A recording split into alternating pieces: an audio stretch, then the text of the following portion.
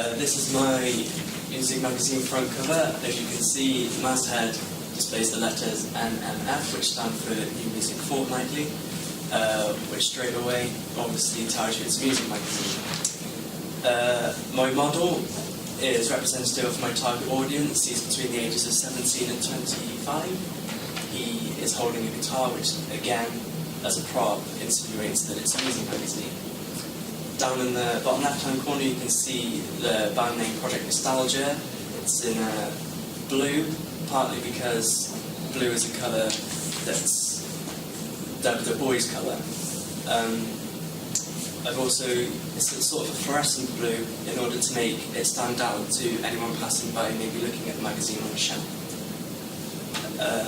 The background is blank. I wanted it blank because it makes the magazine, I think, feel more mature and more clean. Maybe a higher end magazine, which would be representative of the price, which is clearly just above the barcode. Also, on the right hand side, you've got titled influential musicians of today, which I would hope would capture my target audience's attention by listing a musician they could potentially be interested in.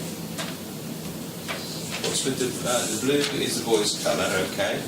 And you've got a block text title and then a kind of serif, use of serifs around the edges on the other fonts. Why have you chosen to use serif font? Well, I didn't use serifs for my title because, as I said, I wanted my magazine to have a mature look, but I don't want it to be too formal, hence why I've used slightly more serif fonts. Oh, they're the more formal bits. Yeah. Yeah, okay, cool. And the guy on the front is very serious. Yeah, his body language, I think, seems relaxed, which would be sort of representative of your stereotypical rock and roll rock star. And his facial expression, he's not making any expression. I think it sort of looks like he doesn't really care. Yeah, quite cool. What about clothing? The clothing I chose was represented to the alternative tribe, which is what I'm aiming my magazine at. You've got the skinny jeans and the slightly baggy white t-shirt, which is band merchandise. Another question here from Sam. You are asking Alexander.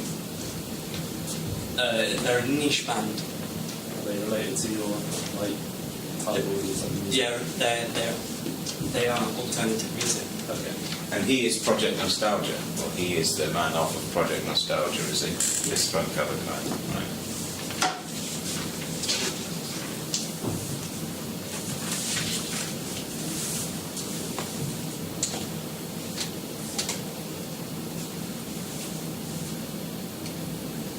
It's good. So I chopped this out.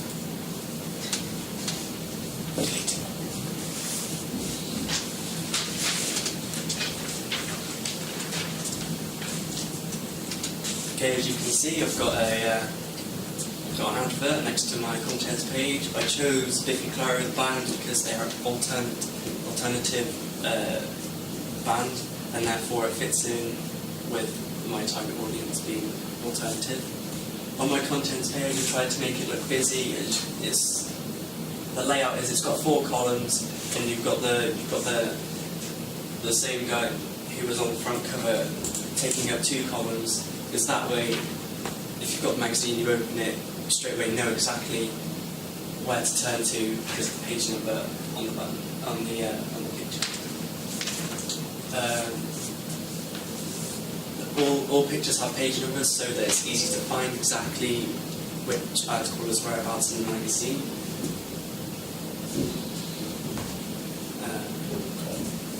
You've got a subscription thing there, I noticed. Yeah, I got that from a real-life media product that I did from Carry on. I got that from a real-life media product, like NME, which is what my magazine is loosely based on. Right. So I thought that would be a good thing to include in my contents page. You've got a lot of white space on your contents page. Is that a deliberate choice? Yeah, it's deliberate. Like as I said with the front cover, I want it to be slightly formal, clean looking, aesthetically pleasing, high-end magazine. Thank you. Yes, sir.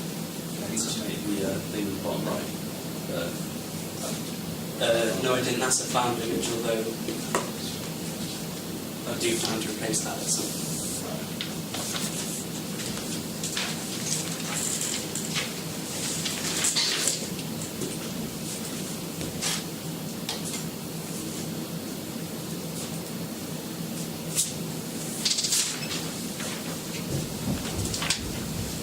This is my double-page spread. The photo takes up about 3/4 of the page. The photo is in black and white. I've done this because, particularly towards the lower age bracket of my target audience, you see the youth taking pictures of themselves and using filters to edit their photos, and so I thought this would be appropriate to reach out towards my target audience. There's not a considerable amount of text, I don't think, but again, it's formal. There's no serifs. It's block font. No, there are serifs. Lots of serifs. The serifs in the bottom left-hand corner on the image add a bit of colour. I think maybe there's not enough colour. But apart from that, I think my double-page spread serves the purpose quite well. So, Did you try and control the lighting? yeah, I didn't want to use an outdoor space because I didn't want things to be too bright. I wanted an artificial light against the white background, which is what I've achieved here, because it makes the picture clear and crisp, whereas artificial light, you've obviously always got the problem of light bleeding through, and things being a bit too bright, the colours upset a little bit.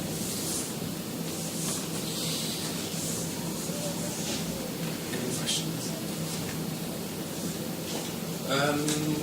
You've got the two columns of text there. What's in the text? How have you actually addressed the audience through your text? The content of it.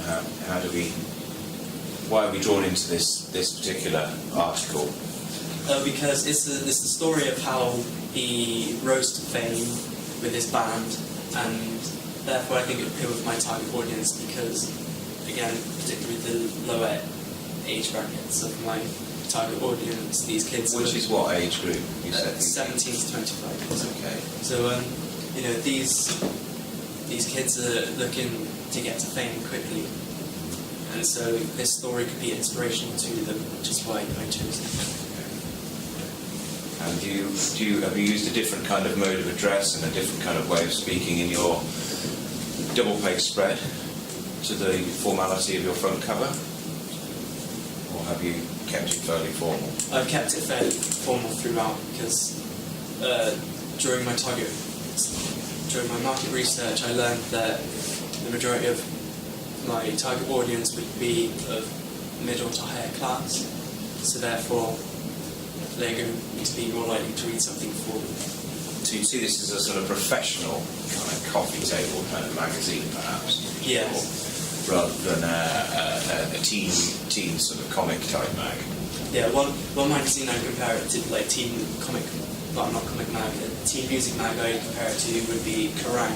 Usually on Kerrang you've got a front cover page which is busy, it's got sort of what looks like graffiti behind the models, and obviously my magazine is the complete opposite to that because I'm targeting the opposite audience.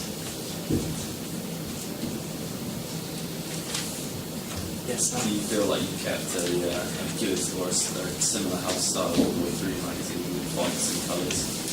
Yeah, I think so. Obviously my theme of blue, white and grey is consistent throughout the magazine. My text, that text is exactly the Project Nostalgia text is exactly the same as the one found on the front cover. It's the same colour, highlighted. It's a bit brighter blue, but it's a very similar colour, and obviously it's formal throughout the magazine. Therefore, I think I have kept my house style consistent.